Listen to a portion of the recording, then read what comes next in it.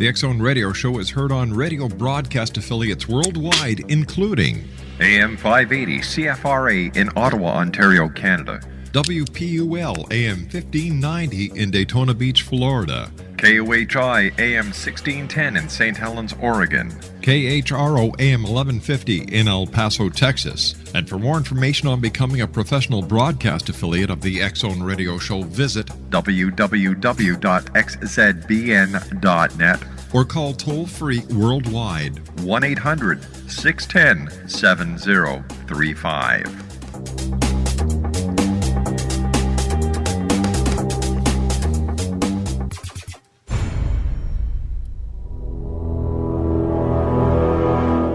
The X Zone radio and TV show is largely an opinion talk show. All opinions, comments, or statements of fact expressed by Rob McConnell's guests are strictly their own and are not to be construed as those of the X Zone radio and TV show or in any manner endorsed by Rob McConnell, Relmar McConnell Media Company, Talkstar Radio Network, its affiliated stations, or employees.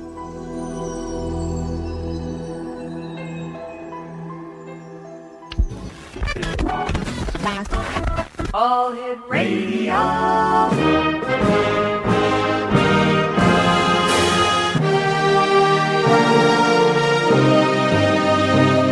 Welcome to the X Zone, a place where fact is fiction and fiction is reality. Now, here's your host, Rob McConnell.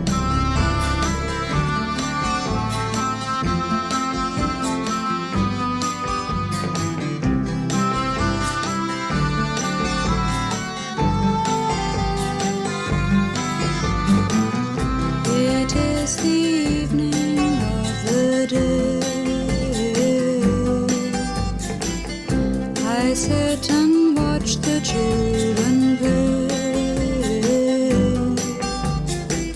Smiling faces I can see, but not for me. I sit and watch as days go by. My riches can buy everything.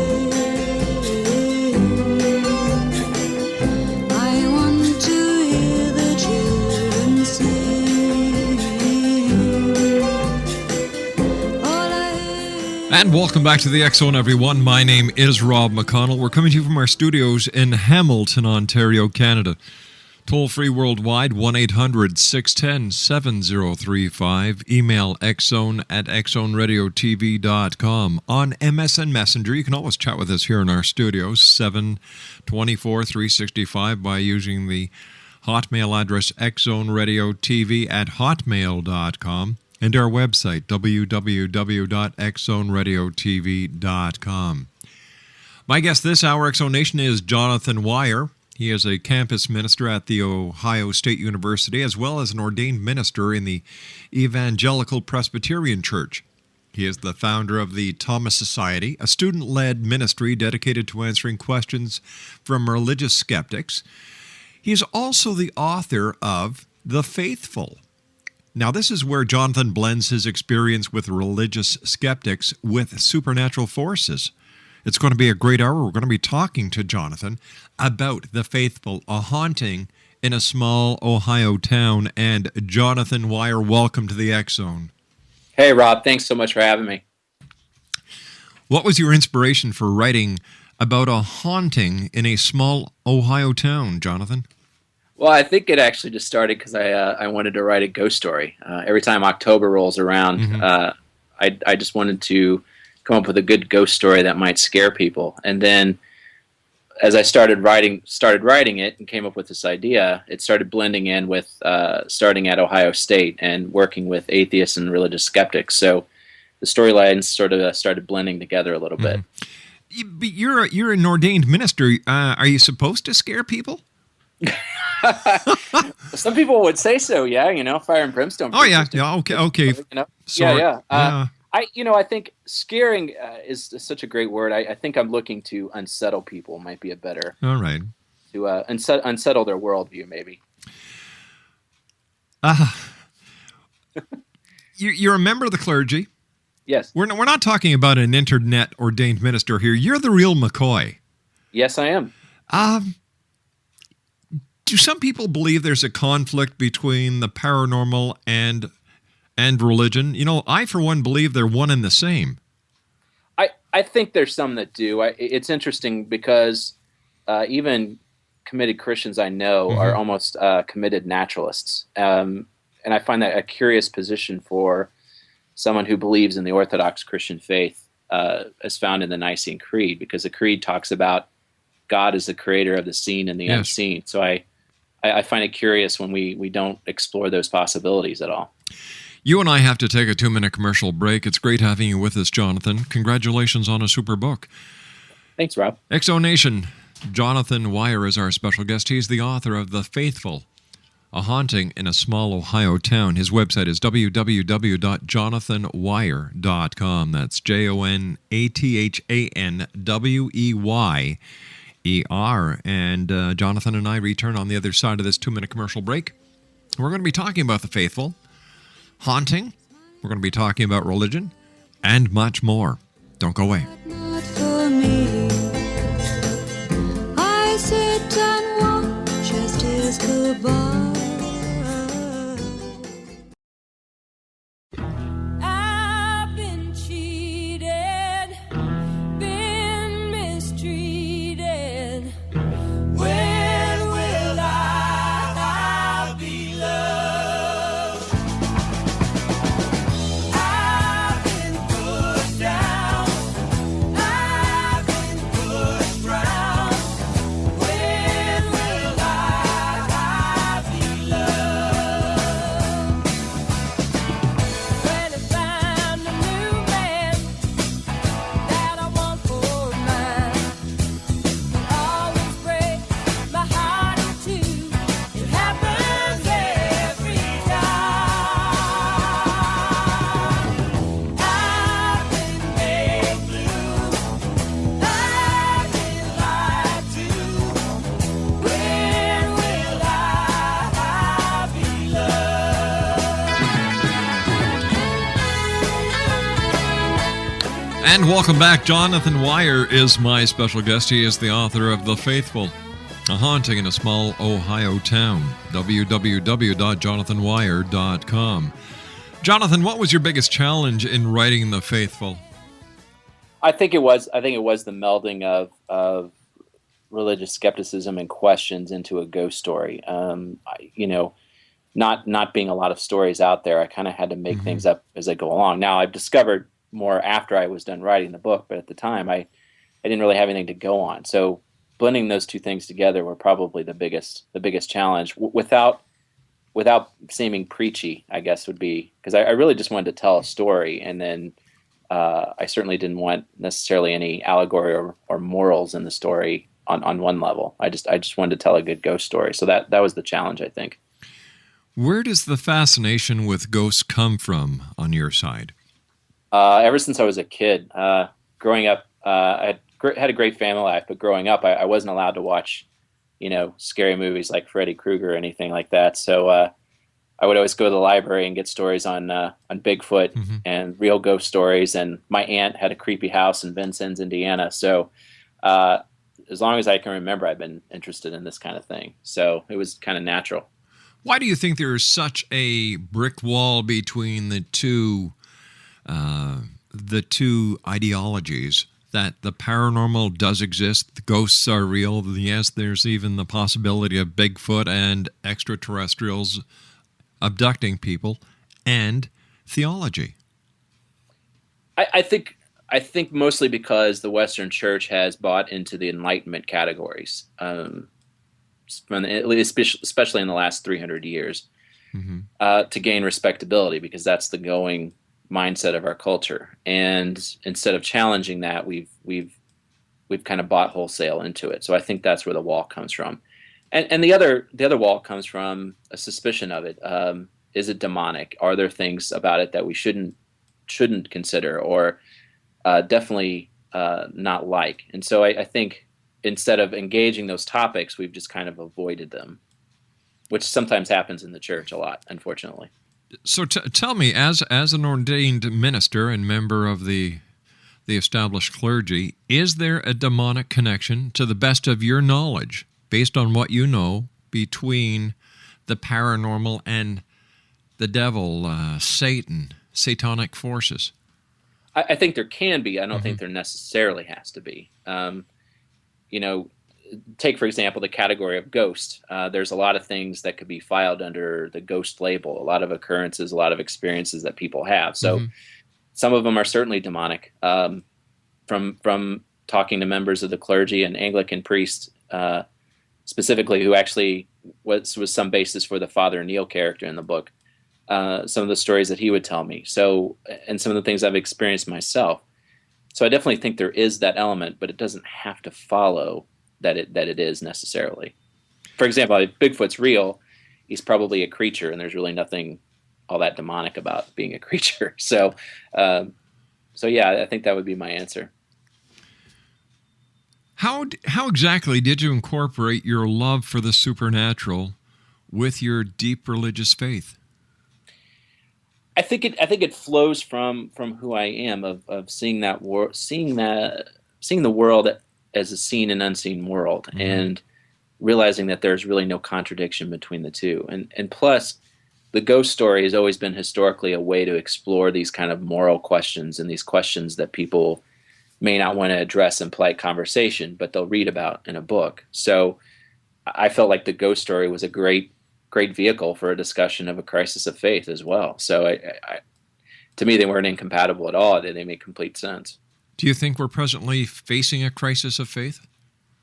I think so. I think we're in a time, at least in the Western world, where we're starting to ask the questions of, okay, naturalism didn't work out very well.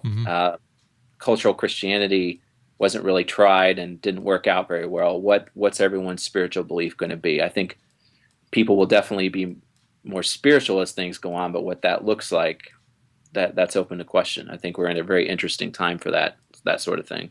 Is it especially working with college students, you see that really in depth. I would imagine so.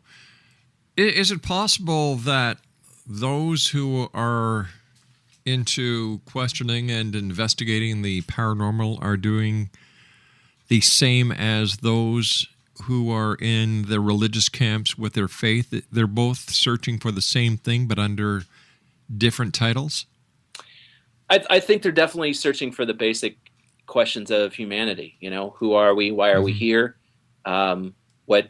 What's beyond, if there is anything beyond? I think atheists are asking the same questions, actually.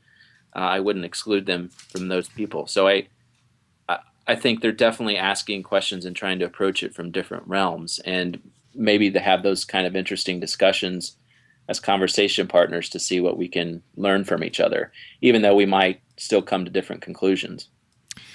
Jonathan, the religious horror is a relatively new genre. Yeah. Can you tell us who influenced your writing career and how those influences played a role in The Faithful? Absolutely. Charles Williams is my biggest influence. A lot of people haven't heard of Charles Williams, but they've heard of two of his best friends, J.R. Tolkien and C.S. Lewis. Charles Williams was one of the Inklings that met in Oxford with Lewis and Tolkien. And in fact, Williams was probably the driving force behind that writers group. And so he's written 6 novels that basically deal with ghost, paranormal themes definitely from a Christian perspective. And they're a little out there and they're a little strange, but they have some really interesting things to say. And and along with that, C.S. Lewis's Space Trilogy, and certainly Flannery O'Connor, and oddly enough, Cormac McCarthy and Stephen King. So you throw all those influences and mix them in, you've got The Faithful, I think. Without spilling the beans and telling us the whole story, tell us a little bit about your book, The Faithful.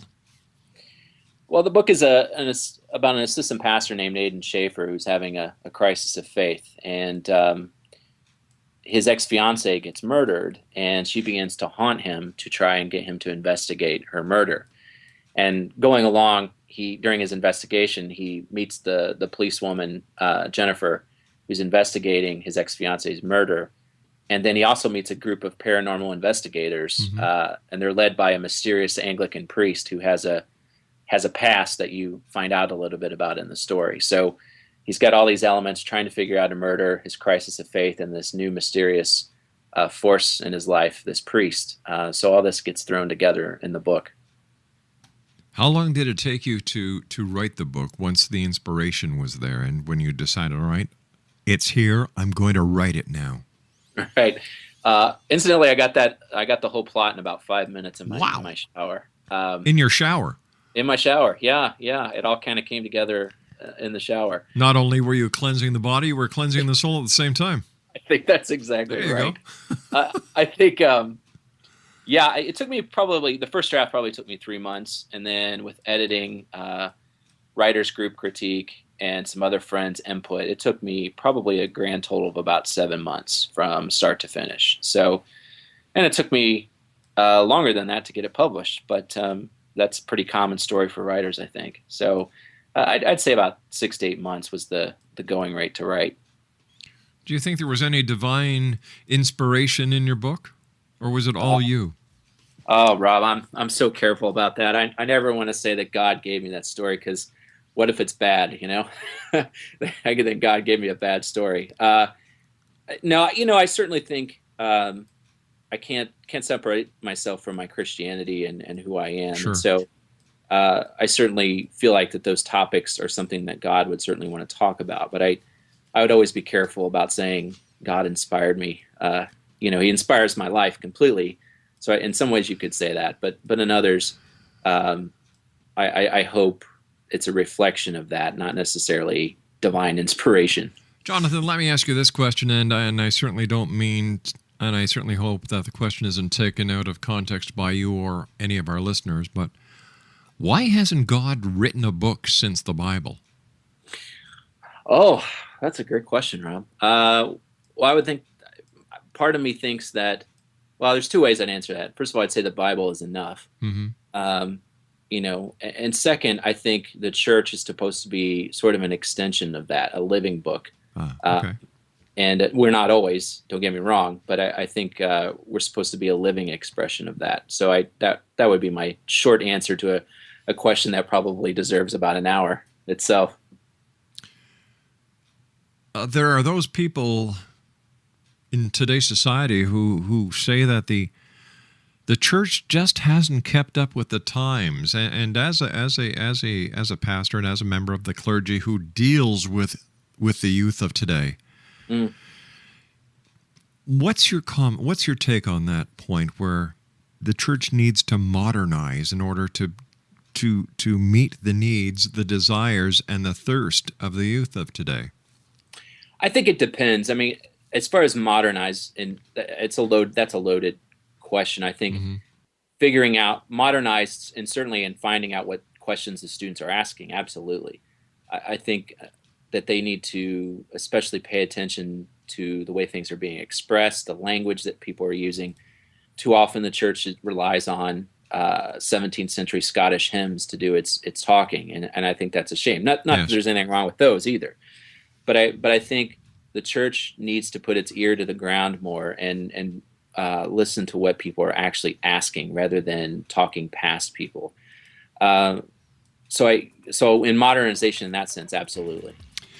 Jonathan, stand by. You and I have to take our commercial break with the news at the bottom of the hour. X-Zone Nation Jonathan Weyer is our special guest. He's the author of The Faithful, A Haunting in a Small Ohio Town. His website, www.jonathanweyer.com. JONATHANWEYER.com. And we'll be back on the other side of this commercial break with the news as the X-Zone continues from our studios in Hamilton, Ontario, Canada. Don't go away.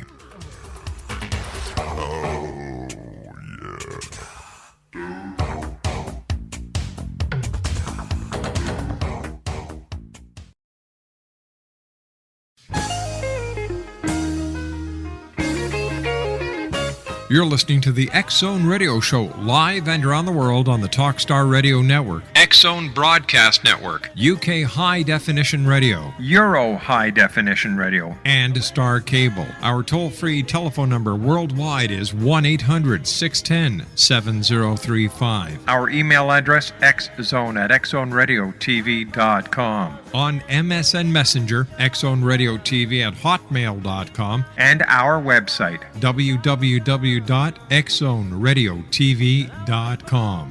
Backseat of a Greyhound bus rolling down Highway 21. There are times when a woman has to say what's on her mind, even though she knows how much it's gonna hurt.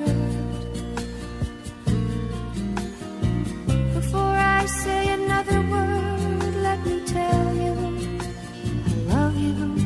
Let me hold you close and say these words as gently as I can. There's been another man that I've needed and I've loved, but that doesn't mean I love you less.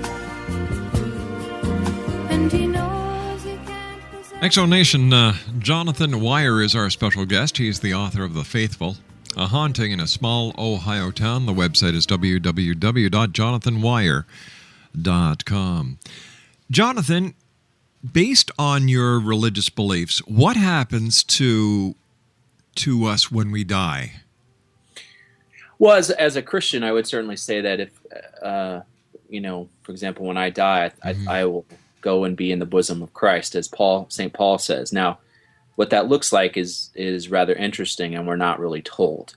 I do know that a Christian view of resurrection is certainly not the disembodied spirit. At the end of time, I think all Christians will be raised up in the body, not in a disembodied spirit form, which makes the ghost discussion always more interesting. So in the book, without giving too much away, I'm pretty clear about the demarcation between the, quote, righteous dead and the unrighteous dead. And when people read the book, they'll be able to understand that distinction, I think. There are those who believe that we are in the end times, as talked about in the book of Revelations. We have those who believe the Mayan calendar depicts the book of Revelations coming to fruition on December the 21st, 2012. Have you given any thought to this topic? Of course. As far as living in the end times, who knows? I think Christians have always, throughout history, have always thought that we were living in the end times. So there's a sense that we're living between the resurrection and Christ coming again. So sure, yeah. As far as the end times, as we find in books, say the Left Behind books, I'm a little more reluctant to say along those lines. I think certainly there is that end of time, and I certainly believe that Christ will return a second time. Now, whether we're in those days or not, who knows? As far as the Mayan calendar, I find it really interesting as a storyteller.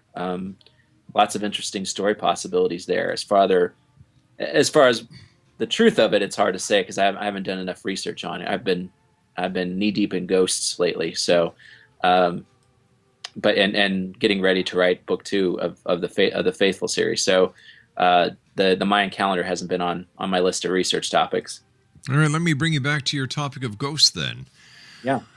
Why do you think everyone has a ghost story? Why do you think that these television shows that investigate or so-called investigate the hauntings of homes, churches, insane asylums are so popular? Well, I think, it's funny because ever since I've written this book and it's was supposed to be published, people have come to me with all their ghost stories. And you're right, everyone does have these. And I think the interest comes from, again, death is a thing that we all think about. Can't get away from it. Nope.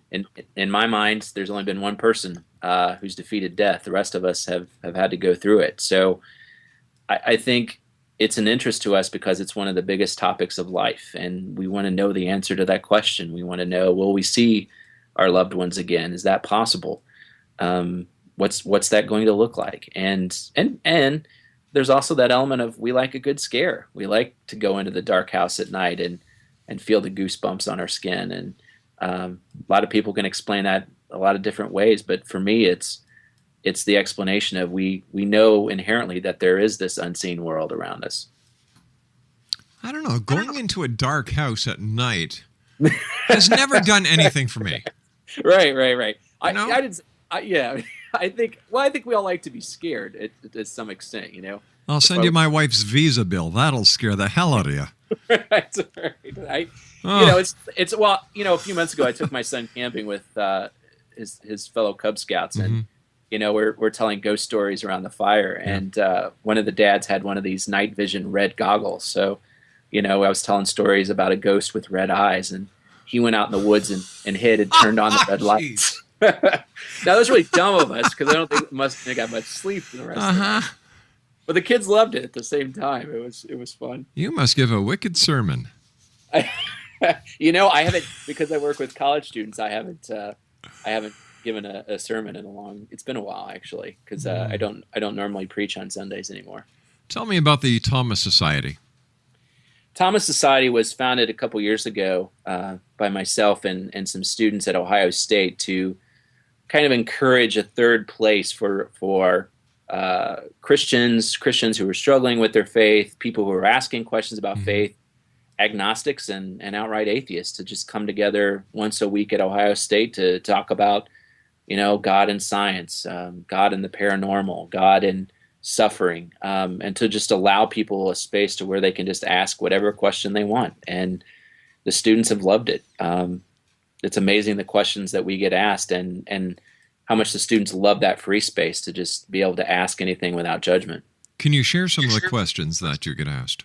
Oh, you know, for sure the suffering questions are the biggest ones. You know, why did God let my brother die? Why does God allow suffering in places like Darfur and Somalia and places like that? I think the suffering ones are the biggest ones. Those are the most emotional. The science questions, for sure, you know, how does God relate to evolution? How does God relate to modern scientific ways of thinking and that kind of thing? So those are probably the biggest ones.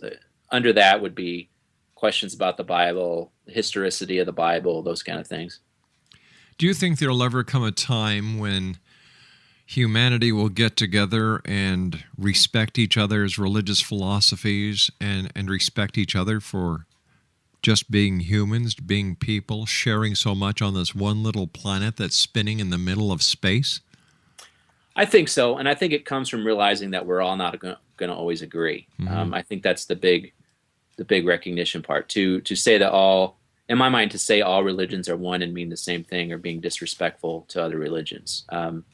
We're not. We are saying different things at times. There's some common human elements there, but it's ignoring those differences that I think that gets us into trouble. I think, you know, I'm the president of the Interfaith Alliance at Ohio State for this year, and our big thing is don't put your religious beliefs aside to come to our table. Talk about them, but also come with respect that others are going to talk about theirs as well. And so far, it's been an amazing experience to have that at Ohio State. I mean, Ohio State's the biggest university in the States. And if we can do it, then pretty much anyone can.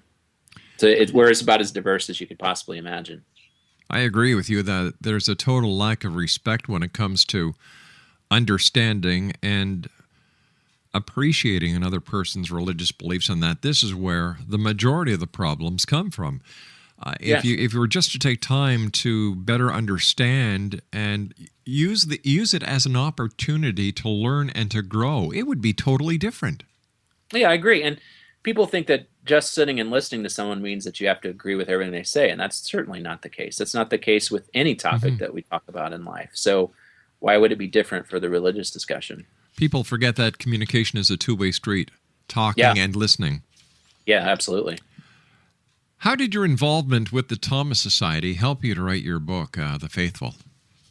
It's funny because I started writing this book right as I was getting ready to form the Thomas Society and recruiting students to join us. And so in the first writing, probably only a little bit, but as I did the edits, as I was working with students, I certainly their questions and those relationships had an influence on the rewrites, and how I phrased things and how I brought out certain topics in the book. And again, I wanted to be careful not to be preachy in the book. I just wanted people to appreciate it for a good ghost story, even though there are certainly those faith elements in there. So it was, but it's certainly the conversations that I've had with students and with the atheist helped frame some of the questions in the book that are being discussed in the book. How has the religious community reacted to your book? So far, very well. I was laughing the other day as I was telling someone that I'm getting booked for Christian radio and paranormal radio shows. So everyone loves it. It's been interesting to see how they've reacted to it. And at first, I wasn't sure how they'd react to a ghost story, but so far, it's been very positive. Now, when it gets released to the wider world, we'll see what happens, because there's always that group of people that are going to get mad about something. When dealing with the other members of the established religious communities, do they give you any indication about what their true feelings are? Or do they just look at you, nod their head, and say, "No, Jonathan, that's nice"? In the way your wife would. "That's nice, honey. Yeah, sure." Right. It's hard to gauge. I think in the religious community, I'm mostly known, obviously, for my work with atheists and on campus. And so when most of them started finding out about this book and the novel and it was getting published, it was sort of a surprise, because I hadn't, only with a few friends had I talked about it that much. And so I think the reaction is surprise, and then kind of feeling encouraged of, hey, and here's the thing with writers, writers are always talking about their books. So you never know if people are getting sick of you talking about your own book or not. And but so far, it seems like everyone's been very positive, especially some in the religious community I've had read my book and to get their reactions. You mentioned that people were surprised because you usually work with, oh my gosh, what was the word you used? No, with the atheists. Thank you. Isn't that what all members of the clergy are supposed to do, is work with atheists to get them back into the fold? Well, I think so, but I think lately, especially after 9/11, atheists and Christians have been at odds with each other. Why? That's a good question. It comes from both sides. Christians thinking that atheists are going to destroy the world, and atheists thinking that Christians are unscientific, unlearned, ignorant people, stupid people. And so I think 9/11's made everyone afraid of the religious topic. And so, especially with atheists, they'll tell you that they become more outspoken after 9/11 because they don't want to die. And so that puts a little more heaviness into the conversation. I imagine it would. I imagine it would. What is your next book going to be about? Well, the next one is called The Broken, and it's going to be kind of a continuation of Aiden's story. And not to give too much of the plot away, but I'll try to give you a few blurbs here. Human trafficking, voodoo, the church, and its relationship to the world. That probably sums it up right now. Oh, and the Bell Witch will be in there as well. You forgot Santa Claus, Easter Bunny, and the little leprechaun from the what's the name of that cereal? Lucky Charms. There you go. Yeah, Charms. It all fits together, I promise. Exonation, our special guest this hour is Jonathan Weyer, www.jonathanweyer.com. He's the author of The Faithful, A Haunting in a Small Ohio Town. So, ghosts, theology, it seems to me as a natural blend, because both are talking about ghosts. You've got the Holy Ghost in theology. You've got God, which is is spirit. You've got everyday occurrences. Love is a spirit. You can't see love yet. Love is there. Yes. So I have a hard time understanding why people try to separate the two when one cannot exist without the other. Well, again, I think it comes from at least the Western Church's desire to gain respectability and to figure out ways to do that. And so, in our culture and age, although that's coming to an end, it's been the scientific method, and what you can't prove or test, you can't say anything about. And so, the church has tried to avoid those topics, and I don't think it should. Again, going back to the novels of Charles Williams, he didn't avoid the topic; he embraced it full on. And so, one of his novels is called All Hallows Eve, and it's about two dead girls who are trying to save, or one of them is trying to save their friend. And so it's this exploration of the unseen reality of sacrificial love for their friend, and hopefully, pointing in the directions of God. So, and I can list a number of different authors who've explored similar themes, who are Christians or were Christians. And so, exploring those themes and looking at those themes and using ghosts to do so. Because again, Stephen King said that, horror films and books are about as moral as a Puritan preacher. And he's right. Traditionally, the horror story and the ghost story and the vampire story have always been very moral, spiritual discussions. And it's only in the last 10, 15 years with the advent of the slasher film that's kind of gone to the side.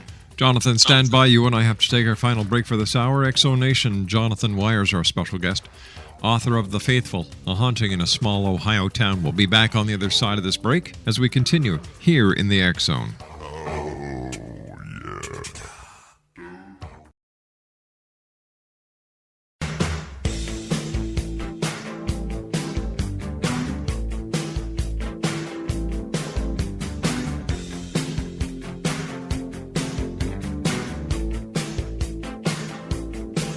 She's so very nice, you should break the ice. Let her know that she's on your mind.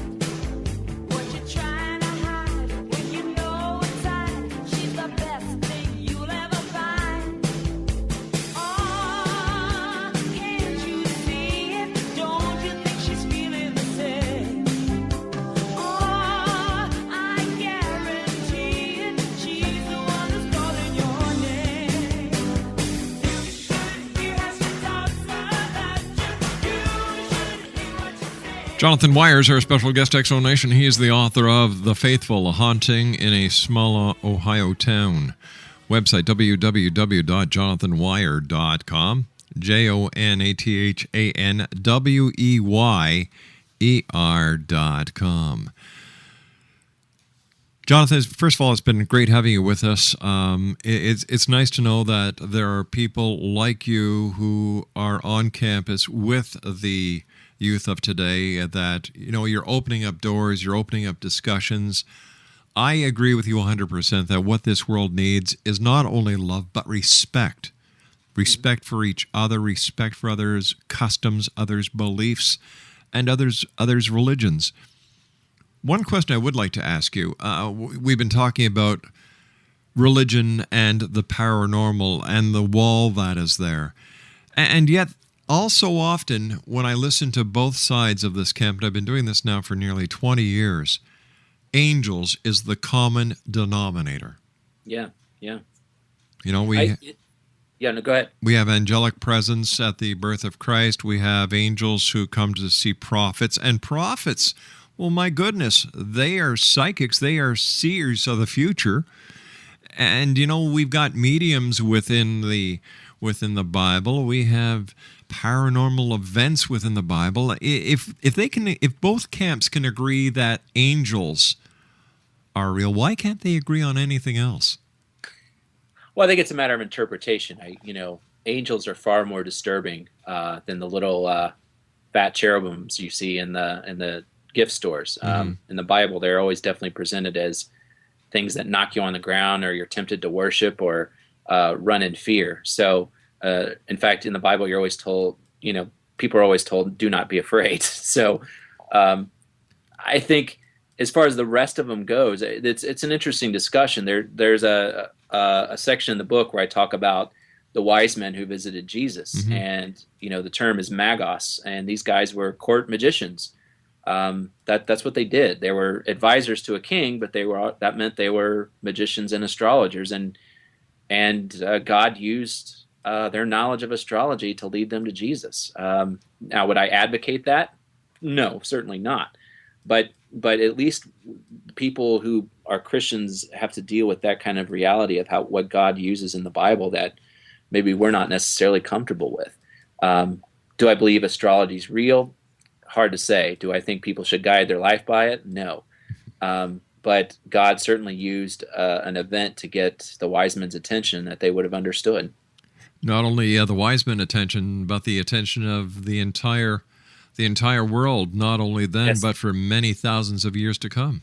Yes, absolutely. Absolutely. And I always tell Christians, look, you are God's servant, not the other way around. And there are times where he chooses to use things that I'm not comfortable with, but, he doesn't really need to ask my opinion, I guess. Jonathan, you and I have to say so long for now. It's been a great pleasure talking to you. Quickly, let our listeners know where they can find out more about you and get a copy of your book. They can check out my website, www.jonathanweyer.com, and they can order the book from anywhere from Amazon to Pal's Books. So they can any major book publisher has it listed. Jonathan, great talking to you. Hope to Thanks. we'll be speaking to you back again in September with more of this very fascinating discussion with our special guest, Jonathan Weyer. He is the author of The Faithful. We'll be back on the other side of the news. Don't go away.